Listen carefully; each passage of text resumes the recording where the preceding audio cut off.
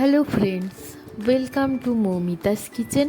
আশা করি তোমরা সবাই খুব ভালো আছো, আমিও খুব ভালো আছি। আবারও চলে এসেছি আর একটি নতুন রেসিপির সাথে। আজকের রেসিপি পাপড়ি চাট। বাড়িতেই কিভাবে পারফেক্টভাবে পাপড়ি চাট বানাবে সেটাই তোমাদের সাথে আজকে আমি শেয়ার করব। তার জন্য আমি কিছু টিপস বলবো, যে টিপসগুলো ফলো করলে বাড়িতেই কিন্তু তোমরা এই রকম পাপড়ি চাট বানাতে পারো। পাপড়িগুলোও একদম পারফেক্ট হবে আর খেতে কিন্তু দোকানের থেকে অনেক গুণে ভালো হবে, কথা দিচ্ছি সেটা আমি। তো চলো, তার জন্য কিন্তু ভিডিওটা শেষ অবধি দেখতে হবে, আর যে টিপসগুলো আমি বলবো সেগুলো কিন্তু অবশ্যই ফলো করতে হবে। তার ফলে পাপড়ি চাটটা একদম পারফেক্টলি তোমাদের তৈরি হবে। তো বেশি কথা না বাড়িয়ে চলো আজকে রেসিপির দিকে এগোনো যাক। পাপড়ি চাট বানানোর জন্য আমি প্রথমেই নিয়ে নিয়েছি মটর আর ছোলা। এখানে নিয়েছি 1 কাপ মটর আর 1 কাপ নিয়েছি ছোলা। দুটোকেই আমি একসাথে মিশিয়ে ভিজিয়ে রেখেছিলাম 6 থেকে 7 ঘন্টা। সেটা এবারে সেদ্ধ করে একটা পাত্রে রেখে দিয়েছি। আর নিয়েছি আলু, একটা গোটা আলু নিয়েছি, সেটাকেও সেদ্ধ করে এরকম একটু কুচিয়ে রেখেছি। আলুটা কিন্তু আমি ছোলার সাথেই দিয়ে একসাথেই সেদ্ধ করে নিয়েছিলাম। তোমরা যদি প্রেসারে করো তাহলে একটা সিটি, আর নর্মালি সিদ্ধ করলে একটু খেয়াল করলেই হবে, ব্যাস। আর যেটা নিয়েছি, একটা শসা কুচিয়ে নিয়েছি, একটা টমেটো সেটাও কুচিয়ে নিয়েছি, একটা বড় সাইজের পেঁয়াজ সেটাও কুচিয়ে নিয়েছি, আর নিয়েছি 5 থেকে 6টা লঙ্কা যেটাকে কুচিয়ে নিয়েছি, আর একটি লেবু। চলে গেছি নেক্সট স্টেপে। এরপরে এখানে আমি কড়া বসিয়ে দিয়েছি। 2 টেবিল চামচ তেল দিয়ে কড়ার চারিদিকে খুব ভালোভাবে ছড়িয়ে নেব। এরপরে এর মধ্যে আমি ঢেলে নেব ছোলা আর মটর সেদ্ধটা। ছোলা আর মটরটাকে আমি লবণ দিয়ে সেদ্ধ করে নিয়েছিলাম, তাই এখানে লবণ ইউজ করলাম না। এটাকে 2 থেকে 3 মিনিট একটু ফ্রাই করে নেব। নেক্সট স্টেপে আমি যেটা করব, পাপড়ি বানানোর জন্য পাপড়ির ডোটাকে বানিয়ে নেব। তার জন্য কিন্তু এখানে নিয়ে নিয়েছি 1.5 কাপ আটা। তোমরা চাইলে ময়দাতেও এটা বানাতে পারো, বাট আমার মনে হয় পাপড়িটা আটাতেই খুব ভালো হয়, তাই এখানে 1.5 কাপ আটা নিয়েছি। এখানে তেল বা নুন কিচ্ছু মেশাবো না। এর মধ্যে শুধু যেটা আমি স্কিপ করে রেখেছি, 1/2 টিস্পুন একটু কালো জিরে দিয়ে এটাকে জল দিয়ে একটা শক্ত ডো বানাতে হবে। অল্প অল্প জল দিয়ে মাখাতে হবে, অল্প জিনিস তো, যার ফলে একটু টেলটেলে হয়ে যাওয়ার ভয় থাকে, তাই অল্প অল্প জল মিশিয়ে এরকম একটা শক্ত ডো বানিয়ে রেখে দেব। ডোটা বানানো হয়ে গেছে, এটাকে আমি এবারে 10 থেকে 15 মিনিটের জন্য রেস্টে রেখে দেব। 10 থেকে 15 মিনিট পর ফিরে এসেছি। এরপরে এখানে আমি একটা ডো নিয়ে সেখান থেকে হাফ করে একটা রুটির আকারে বেলে নেব।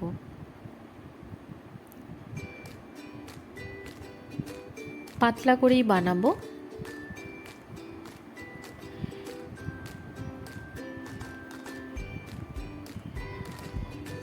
রুটির আকার দিয়ে নেওয়ার পরে একটা কাঁটা চামচের সাহায্যে এটাকে ট্যাপ ট্যাপ করে নেব, যার ফলে একটু ফুটো ফুটো হয়ে যাবে।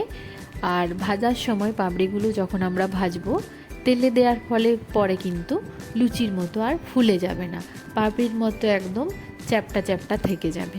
তো এরকম খুব ভালোভাবে কাঁটা চামচের সাহায্যে একটু ফুটো ফুটো করে নেব।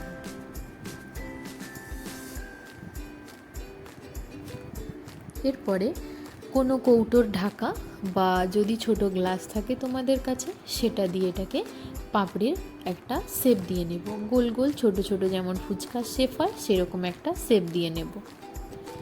তো এইভাবে প্রত্যেক কটা আমি একটু প্রেসার দিয়ে দিয়ে গ্লাস দিয়ে কেটে নিয়েছি। আরও কয়েকটা বানাতে হবে, তো আরেকটা ডো নিয়ে এরকমভাবেই সেম প্রসেসে বানিয়ে নেব। এবারে এটা তেল গরম করে ভাজতে বসিয়ে দিয়েছি।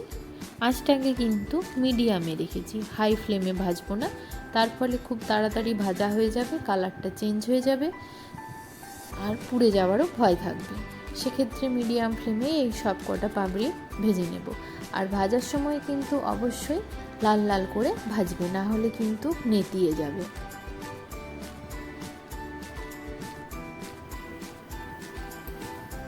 এটা আমার ভাজা হয়ে গেছে, দেখতেই পাচ্ছ এরকম লাল লাল করে ভাজা হবে। আর এটাকে একটা পাত্রে তুলে রেখে দিয়েছি।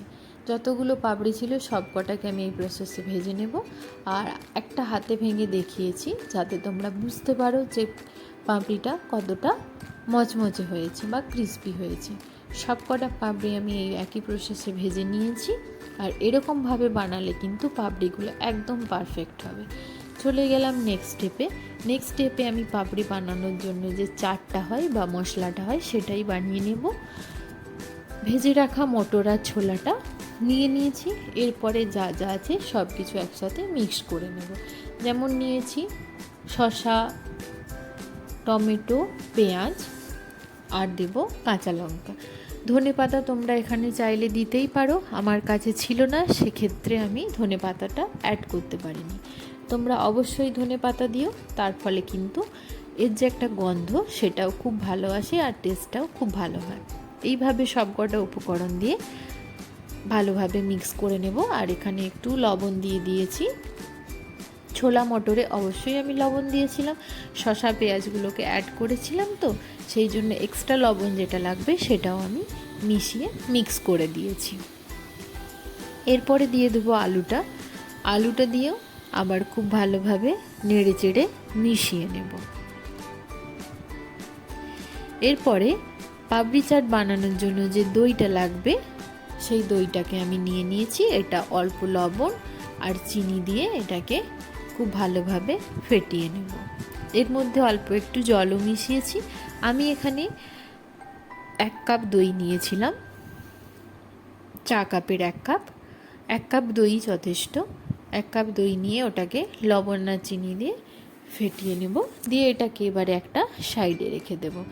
এরপরে মশলাটাতে আমার বা পাপড়ির যে চাটটা হয় সেটাতে যেটা বাকি থেকে গেছে সেটা হলো এর ওপর দিয়ে দেব লেবুর রসটাকে আমি চিপে দিয়ে দেব।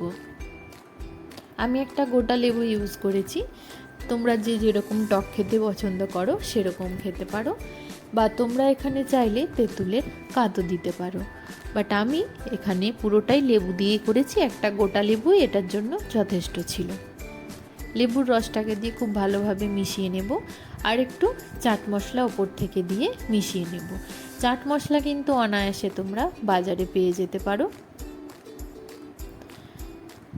চাট মশলা বললেই পাওয়া যাবে বাজারে, আমি সেখান থেকে একটা চাট মশলার প্যাকেট এনেছিলাম, সেটাই মিশিয়ে দিয়েছি। এবারে এটাকে আমি একটা প্লেটে সাজিয়ে নেব। প্রথমেই মশলাটাকে দিয়ে দিয়েছি বা পাপড়ির যে চাটটা সেটাকেই দিয়ে দিয়েছি। দিয়ে সাইড থেকে পাপড়িগুলোকে দিয়ে দেব। কয়েকটা পাপড়ি কিন্তু ভেঙে আমি ওটার মধ্যেও মিশিয়ে নিয়েছি, মানে পাপড়ি চাটের যে মশলাটা সেটার মধ্যে মিশিয়ে নিয়েছি। আর সাইড থেকে পাপড়িগুলো দিয়ে একটু সাজিয়ে নেব।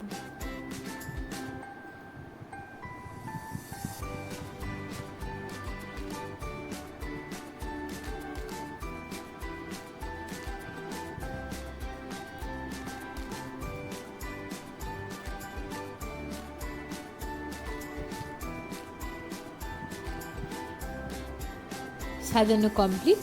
এবারে সাইড থেকে দিয়ে দেব দই, ফেটিয়ে রাখা দইটা।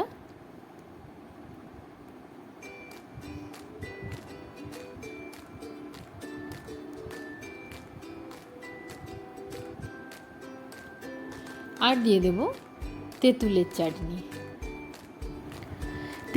চাটনি বা ধনেপাতার চাটনি, যেটাকে গ্রিন চাটনি বলা হয়। দুটো রেসিপি কিন্তু আমার পেজে আছে, যেটা তোমরা দেখে নিতে পারো বা আমার ডেসক্রিপশান বক্সটা চেক করে নিতে পারো, আমি লিঙ্কটা শেয়ার করে দেব। দুটো রেসিপি কিন্তু তোমরা ওখানে পেয়ে যাবে। দই বড়া বা পাপড়ি চাট এই দুটো জিনিসের জন্য কিন্তু একদমই মাস্ট তেঁতুলের চাটনি আর ধনেপাতা বা গ্রিন চাটনি। তো আজকের এই রেসিপিটি তোমাদের কেমন লাগলো তোমরা কমেন্টে জানিও। যদি ভালো লেগে থাকে অবশ্যই লাইক, কমেন্ট, শেয়ার করো। চ্যানেলটা যদি ভালো লেগে থাকে অবশ্যই সাবস্ক্রাইব করো। আরও নতুন নতুন রেসিপির সন্ধান পেতে ফলো করতে থাকো মৌমিতাস কিচেন। আজকের মতো এই পর্যন্তই, আবারও আসছি অন্য কোনো রেসিপি নিয়ে একটা নেক্সট ভিডিওতে। সবাই ভালো থেকো, সুস্থ থেকো, সাবধানে থেকো।